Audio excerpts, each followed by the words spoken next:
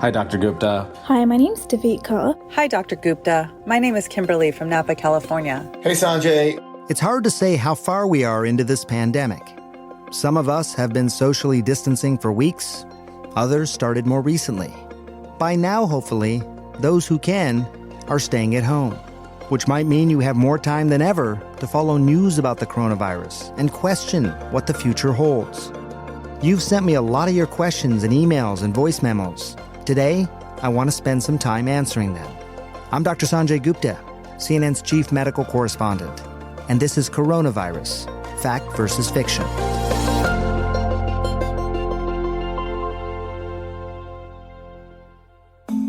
Question 1. With so many people touching fresh produce and packages at grocery stores and markets, what measures need to be taken in protecting consumers from contracting the novel coronavirus? Now, it's important to point out that coronavirus is not a foodborne illness, but a respiratory illness. You won't get it from eating food. But experts do recommend wiping down the outsides of canned or wrapped goods. You should be washing your produce anyway, so keep doing that. You should also be sure to wash your hands after unpacking your groceries. You know the drill. Soap and water for 20 seconds. Don't forget your thumbs. Question 2. My family's in Australia and we were just discussing contingency plans because my mother takes care of my sister's kids, plus my brother has a disability. They're all very interconnected. So my question is, if someone does get exposed and get sick, how can they best self-isolate while still under the same roof? This is a hard one. If an infected person lives in a shared space, that person should try to keep to a single room as much as possible. The Centers for Disease Control and Prevention have a really helpful home care guide that suggests steps for those living with a sick person. Some of the recommended precautions include making sure shared spaces have good airflow, having the sick person wear a mask if they're able to, and using disposable gloves to handle potentially contaminated items like tissues or dishes. Question 3. I'm one of the nurses here in Las Vegas. How can we be safe in taking care of the ill if we ourselves aren't protected properly? Well, the answer is you can't. That's why this question is crucial and will become even more so as our hospitals attempt to handle the flood of patients. There are several reasons the United States may not have been equipped to handle this outbreak.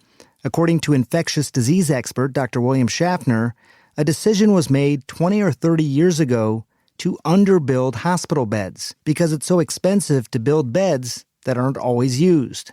Before that shift, there were generally more hospital beds available than necessary. When it comes to things like masks and gowns, disruption of the international supply chain is largely to blame. The coronavirus has slowed or stopped production around the world, and we just aren't able to keep up with the demand. Unfortunately, hospitals' stockpiles of supplies proved not to be big enough. It is true that we've known this pandemic was coming for some time. Since January, we had a pretty good idea of how many hospital beds we would need, how many ICU beds, and how many ventilators. We also knew how much personal protective equipment would likely be used.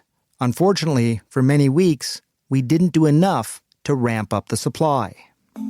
Question 4. Everyone mentions the people most at risk are elderly and people with pre-existing conditions, but pre-existing condition is a really general term, so what does that include? Well, according to the CDC, some of the underlying conditions that may put you at higher risk include chronic lung disease and asthma, heart disease, and undergoing cancer treatment. Anyone with diabetes, kidney failure, or liver failure may also be at higher risk. Think of it like this. In your everyday life, you're always fighting off pathogens. Most of the time, you don't even realize it. If you have an underlying condition, it makes it more challenging to fight off a virus like this. You may develop a fever, shortness of breath, or a cough more easily than someone who doesn't have a pre-existing illness. A new study showed that cardiac injury could also be a common condition in hospitalized coronavirus patients. Now, since hospitals in outbreak hotspots may become overwhelmed with patients, it's important to know what symptoms are serious enough to warrant a hospital visit.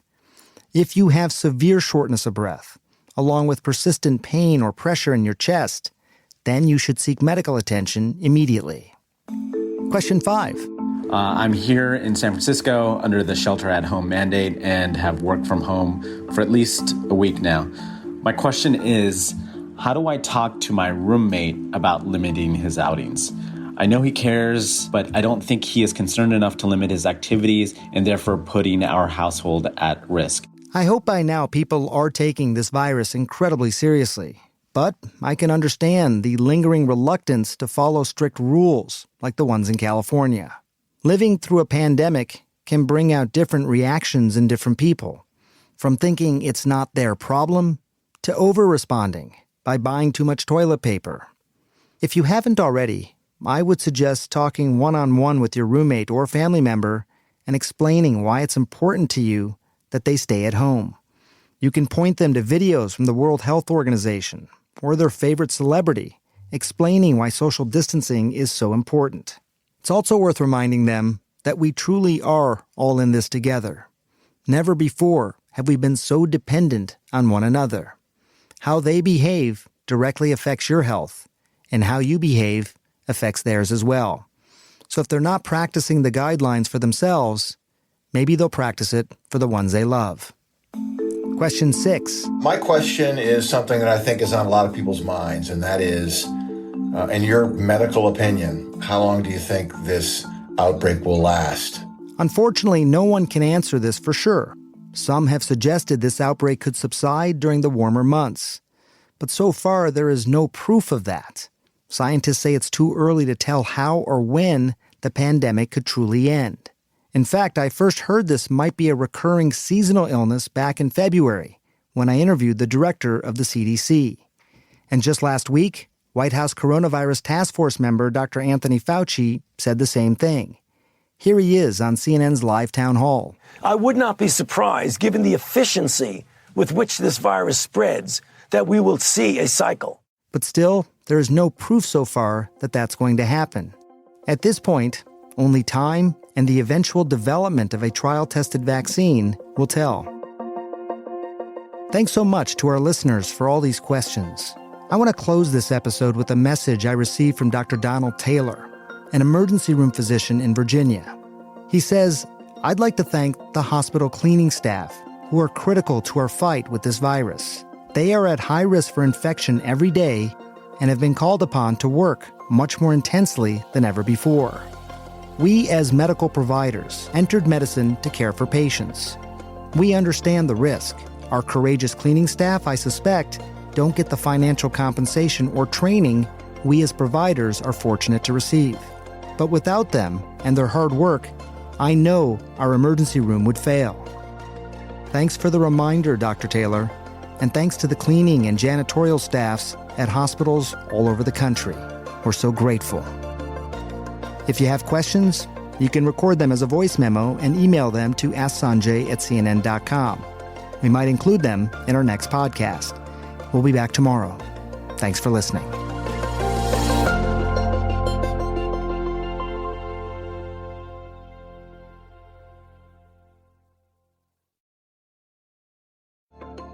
One more thing before you go. Don't forget that you can head to cnn.com/coronavirus anytime to get the latest updates. While you're there, sign up for our daily newsletter, which features stories on this issue from CNN journalists around the globe.